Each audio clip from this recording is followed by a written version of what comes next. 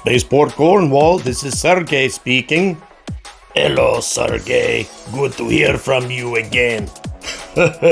Rogozin, how's it been hanging? I understand you have a new job too, somewhere in Novosibirsk or something like that. You think I am pathetic? You are working in the United Kingdom, the country with 2 astronauts. 2, the same size economy that we have, and 2 astronauts instead of 120. I think there's a couple of other private citizens too, and guess what? All of them rode to space on Russian rockets. Yeah, all of this is true, Rogozin. However, you must remember this country is now trying to change, and they've always been manufacturing satellites. Speaking of satellites, how many have you been launching lately? Oh, things have been going very well. Haven't you been watching the news? We launched 3 rockets to orbit in 1 week. 3, and all on different rockets. Everything went flawlessly because we have the best rockets in the world, and the world knows it. Really? So who were your customers? It wasn't DISA, and it wasn't anybody in Europe. Oh, don't worry. We had our own top secret missions, but on top of that, we have a very prominent international customer. You have not been able to isolate us. And who was this international customer? I believe they are called the First Southeast African Empire. Yeah, I don't think so. What are they really called? Angola. What was that? Angola! I see. So you have lost all of your big customers, including everybody in Europe, including OneWeb, but you still have Angola. Is that right? Yes, but now you have really made a mistake, Sergey. You have stayed on the phone long enough for us to track your GPS location, and we are sending one of our new Iranian drones to kill you in 3, 2, 1. Один. Don't hear anything, Rogozin. What the hell is happening? Rogozin, our drone has been hacked. What do you mean hacked? What about our firewall? Yes, the firewall. Well, President Putin said that we needed the microprocessors for our cruise missiles. We were kind of running out. He said we didn't really need it anyway, and so... Putin, you idiot! I mean, we are always willing to make sacrifices for the motherland, so if the drone is not heading to the UK, then where is it headed? Hello, Rogozin, you still there? Can you hear that noise?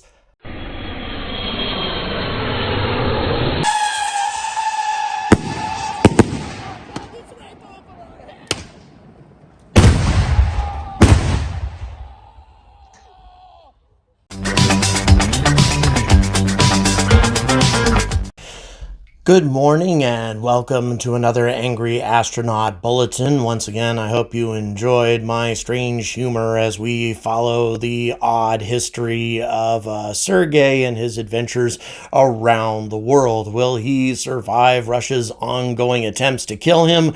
Well, we'll find out as time goes on. So I'm revisiting the whole Roscosmos thing simply because they have had a series of successful launches. They launched 3 rockets into orbit in the course of a single week. This is very impressive, the kinds of things that we would expect to see from SpaceX. All 3 were a success. Anything from the Proton, of course, which is very old, but also some of their newer rockets, such as the Angara. And as I said, all of them function flawlessly. So under normal circumstances, this would be a hell of an accomplishment. But as of right now, it's really starting to look a bit pathetic. And the reason, of course, for this is the fact that at one point Roscosmos looked like that it might still have a chance of being relevant. Russia and China had announced that they were going to collaborate on going to the moon together, and there's a possibility that that could work out with China's vast resources and flourishing economy, well, at least at the time, and also Russia's vast experience in space. The two might have been able to accomplish big things together. And even though Russia, hasn't worked much on reusability, their technology certainly is lagging behind the West, they are making progress as far as heavy lift vehicles are concerned, especially with the Angara. But if you compare this to what they used to be during the time of the Soviet Union, it is a pale shadow of what used to be.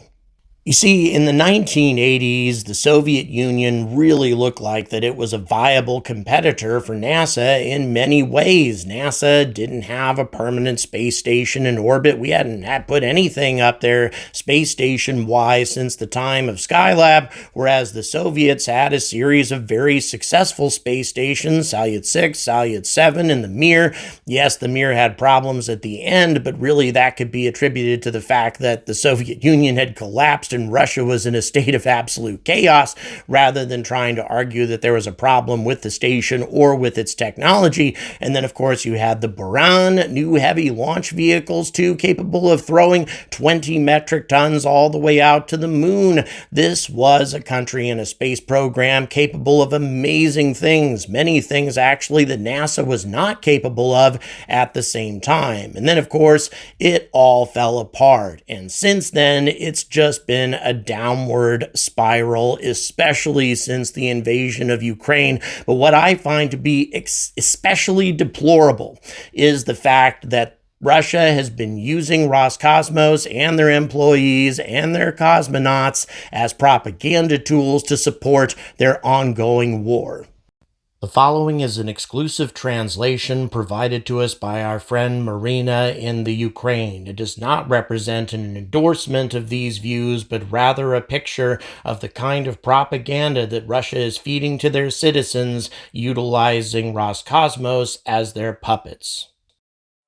Okay, the title is Donbass is under Russia's protection. 8 years separate us from spring 2014, when Donbass did not recognize the nationalists who took power in Ukraine. Bloodshed started. Blood of thousands of peaceful citizens of originally Russian regions. They were not soldiers, women, old people, and children whose lives just started. They were being killed with bullets, shells, and mines. When we speak about Donetsk and Lugansk, we should remember people burning to death in Odessa.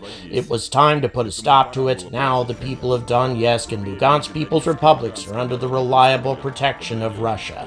And then on screen this says, citizens of Donbass, we are with you. So this guy says, those who do not commemorate our ancestors and do not remember their history do not have a future and cannot have one. Those who try to fight peaceful citizens using them as a human shield do not have a future.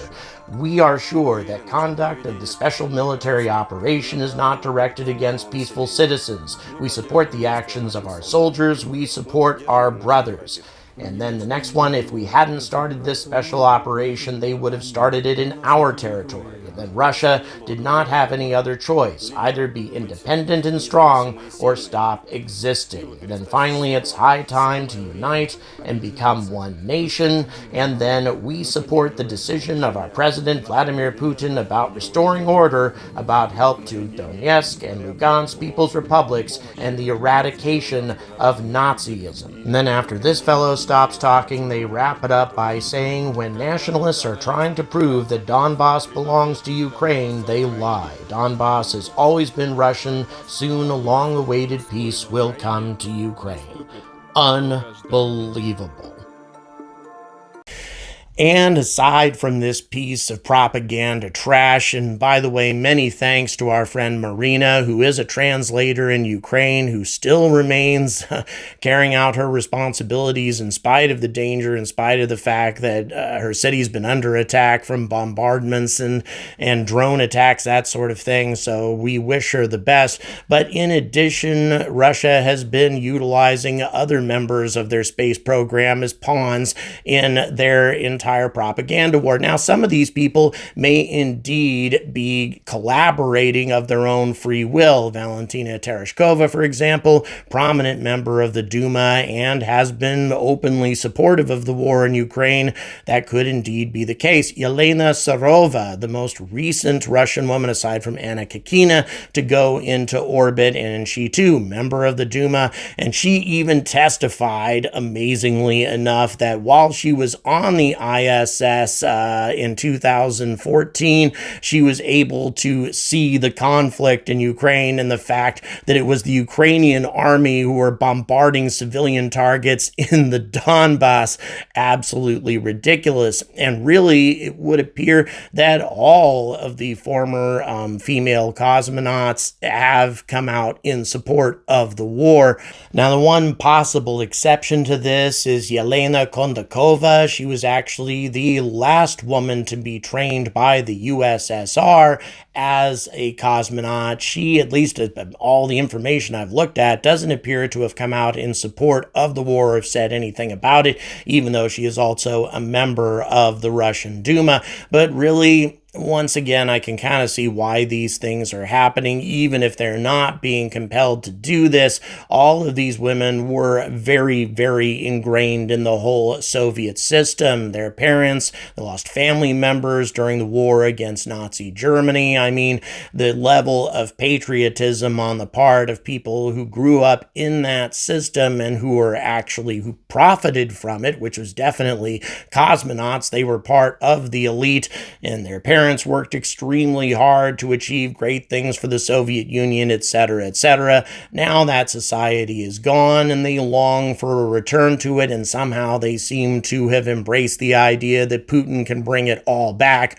which obviously he can't. But what I also find to be really frustrating and difficult to understand is why these female cosmonauts even support Putin and his incredibly sexist system. Because Anna Kikina, who is currently on board the ISS, she is the only active female cosmonaut, the only one. There's nobody in training. They don't have anybody right now who's part of any sort of female corps of astronauts, which is in great contrast to what the Soviet Union used to do. They trained 3 different female cosmonauts, but they also had a crop of additional female cosmonauts who were scheduled to go into orbit before the fall of the Soviet Union, a much more egalitarian system, especially given the time that these women served in. And now Anna Kikina, she's the only one. And as a matter of fact, she was close to not being the only one because Roscosmos dismissed her from the service, said she wasn't up to it or whatever. And there was a huge public outcry, and that's the only reason that she's currently on the ISS. If Roscosmos had had their way, they would have gotten rid of her too. So this is the pathetic image of what used to be one of the greatest space programs on the planet that achieved so many amazing things, and now an organization that has very few customers left, very little funding aside from what they get from their own government, not much in the way of objectives aside from supporting their country's military, not a whole lot of great scientific objectives the way they used to have, and also a lot more mind-numbingly sexist than their Soviet predecessors, an organization that is pretty much in a downward spiral. It is reprehensible, and what I find to be the worst about this organization is the fact that they are being shamelessly used to support bloodshed in Ukraine. Again, this is something that the Soviet Union never did. They never had their cosmonauts come out and talk about, supporting the war in Afghanistan, or talking about how they saw the conflict in Afghanistan from orbit and, the things that they were doing, that our enemies are doing and we need to fight. None of that nonsense. The Soviet Union never used their space program as, a propaganda tool to promote warfare. Yes, they used it as a propaganda tool, but not to promote bloodshed. And once again, everything just seems to have decayed so much over there, and it's because of the ambitions of one man. And hopefully at some point that will all come to an end. Nobody lives forever, but hopefully this war will end before his tenure ends. It would be the only responsible way to conclude all of this, and really the only way that Putin has a chance of restoring Roscosmos to even a shadow of what they used to be. Continuing on their current path is just a recipe for disaster. Please like, please subscribe. Also, check the description for various ways to support my content. Thanks again to Marina for your translation services. Please stay safe. And as always, stay angry about space.